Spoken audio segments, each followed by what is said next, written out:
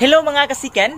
Isang magandang araw po sa ating lahat. So pasensya po kung medyo natagalan po tayo sa pag-upload po ng mga videos natin sapagkat sobrang sama po ng panahon dito sa amin mga kasiken. Mga 2 linggo po ang pag-ulan. So kung makikita nyo po, wow! Ayan po ang hitsura po ng aming manukan ngayon mga kasiken. Ayan. So by the way mga kasiken, gumagamit po tayo ngayon ng selfie stick sapagkat wala po tayong camera woman ngayon kasi nga medyo maputik dito. So ang ating pong videographer is yung pong pamangkin ko po na grade 3 po. So ayun, hindi pwede siya dito kasi nga may germs. Alright, so by the way mga kasiken, maraming salamat sa panonood. Oy, nako, may sumapaw po mga kasiken. Ang atin pong doon po kanawayon sumapaw po sa atin. So mga kasiken, welcome back sa ating channel and you are watching Chicken Namnams TV.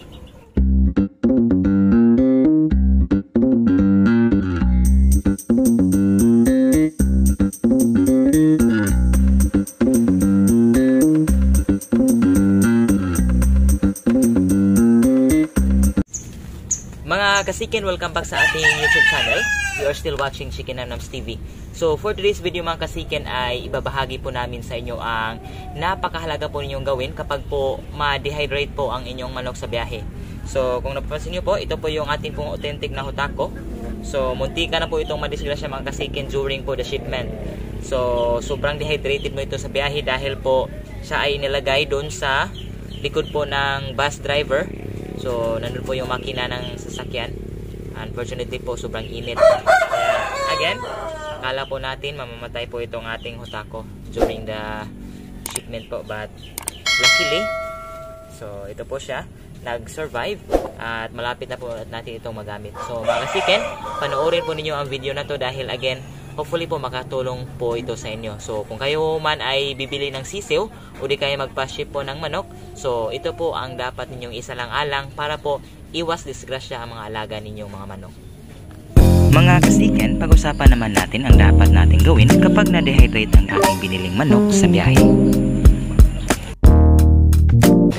Ang dehydration ay kadalasang nangyayari kapag nauubos yung tubig sa katawan ng ating manok dahil sa sobrang pag-init ng kanilang katawan, dulot ng pag-init sa kanilang pinaglalagyan tuwing ating ibibiyahe.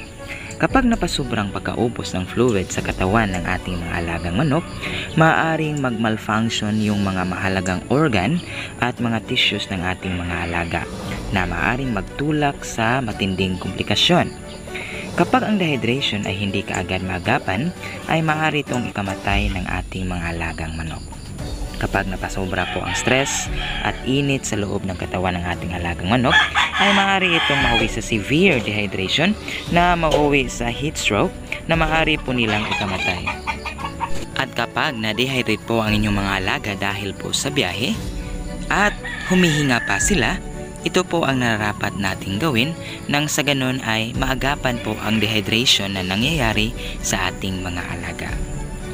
Una ay ilabas agad ang manok sa box na pinaglalagyan upang makasagap sila ng sariwang at priskong hangin para manumbalik po ang sirkulasyon ng oxygen sa kanilang katawan.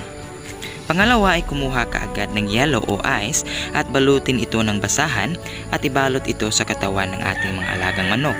Siguraduhing mababasa po sila nang manumbalik po ang normal na temperatura sa kanilang katawan. Maaring i-crush o pinuhin ang yelo upang mas mapadali ang gagawing pagpapalamig sa katawan ng ating mga alaga.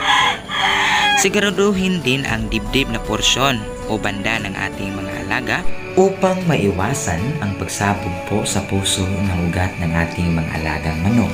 Dahil po ang sobrang pag-init ng katawan ay nakapagdudulot po ng heat stroke na maaari pong ikamatay ng ating mga alagang manok sa tuwing ibinabiyahe po sila.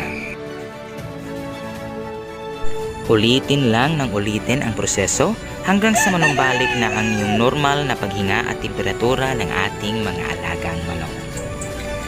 Pang-apat, kapag nag-normalize na ang lahat at may lakas na ang ating mga alagang manok na lumakad, o di kaya nakatayo na sila ng maayos, mainam na ilagay sila sa open space para makasagap sila ng sariwang hangin habang nagpapalakas pa sila ng husto.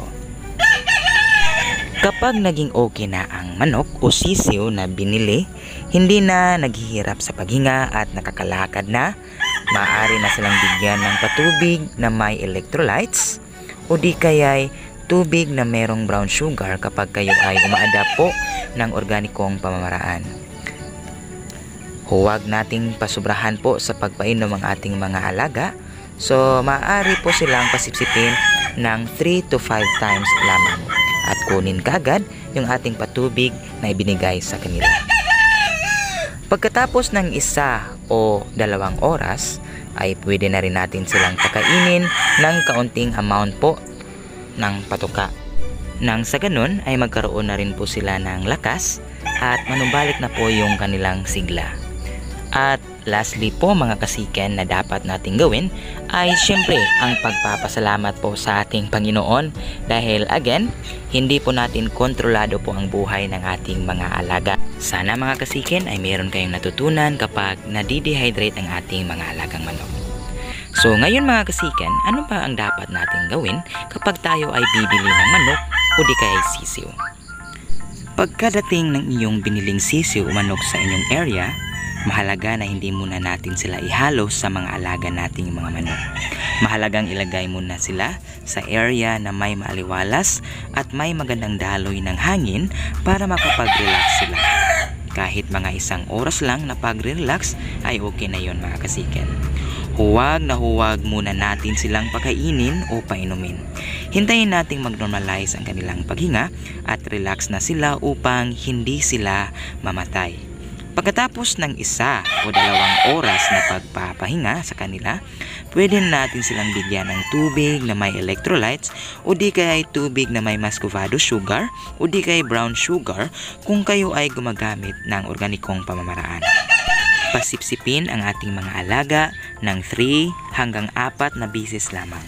Pagkatapos ay kunin na agad natin yung tubig na ating ibinigay.